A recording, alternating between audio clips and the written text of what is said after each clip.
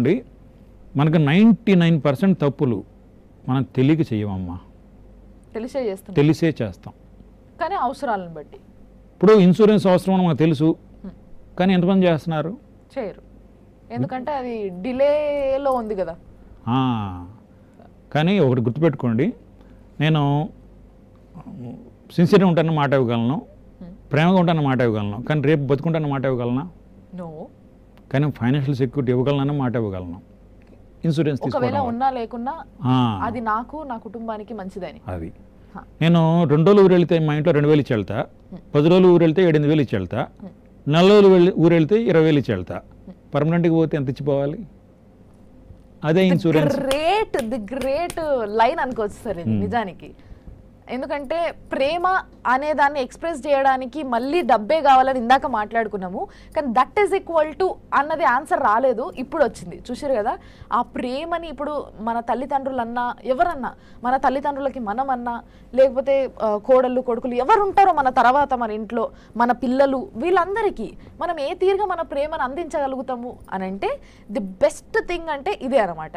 మనము ఎప్పుడు పోతామో చెప్పలేము, కానీ మనము ఆదా చేసిన దాంట్లో మనం పాలసీలు తీసుకున్న దాంట్లో, పాలసీలు అంటే ఈ పాలసీ ఆ పాలసీ నాకు తెలియదు, నాకు అవన్నీ సంబంధం లేని విషయాలు, కానీ మనము ఏదైతే ఎన్కేసి మన సెక్యూరిటీ కోసం అని ఏదైతే పెట్టుకున్నామో ముందు ముందు, అదే ఆ లాస్ట్ 20 years కోసం, అవి మనం ఉన్నా లేకున్నా అనుభవించినా అనుభవించకున్నా, అనుభవిస్తే ఓకే హ్యాపీ, మనము హ్యాపీగా ఉన్నట్టే కదా, మనమన్నా సుఖపడ్డాం.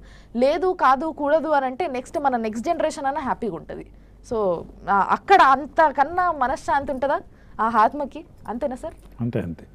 సో మీరు గుడికి అలవాటు ఉందా మీకు? సార్ తప్పకుండా. గుళ్ళకి వెళ్తే ఎంతసేపు ఉంటారు? కష్టమైన పావు గంట, అరగంట జనరల్గా. గుళ్ళకి వెళ్ళే ముందు చెప్పులు ఎక్కడ పెడతారు? బయట స్టాండ్లో ఎంత ఇస్తారు? 5 రూపాయలు. రేట్లు పెరిగినాయి, వాళ్ళు కూడా పెంచారు కదా. అవును సార్. అంటే గుడ్ స్టాండ్లో పెట్టకుండా బయట పెడితే మీ చెప్పులు పోవచ్చు, పోకపోవచ్చు, అయినా రిస్క్ ఎందుకని మీ సెకండ్ హ్యాండ్ చెప్పుల్ని పావు గంట కోసం 5 రూపాయలు పెట్టి ఇన్సూరెన్స్ చేయించి గుళ్ళోకి వెళ్తున్నారు కదా. మరి సెకండ్ హ్యాండ్ చెప్పులకి ఇన్సూరెన్స్ చేయిస్తున్నారు కదా, మరి మనకి ఇన్సూరెన్స్ అవసరం లేదా కదా? చెప్పుల కంటే హీనమైందా జీవితం? ఆలోచించాలి, ఇది నిజంగా ఆలోచించాల్సిన అవసరం లేదు, ఆన్సర్ వచ్చేసింది డైరెక్ట్గా. కాబట్టి మనం మన కోసం సంపాదించాలి, మన వాళ్ళ కోసం సంపాదించాలి, ప్లానింగ్ కావాలి. Insurance basic need.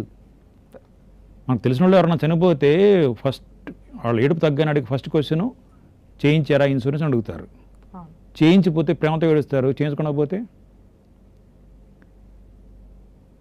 దీనిపైన నో కామెంట్స్ సార్.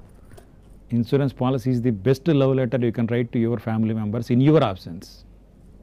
మళ్ళీ ఒక గొప్ప మాట చెప్పారు సార్, ఫ్యామిలీకి లవ్ లెటర్ రాసే ఆపర్చునిటీ మీకు కూడా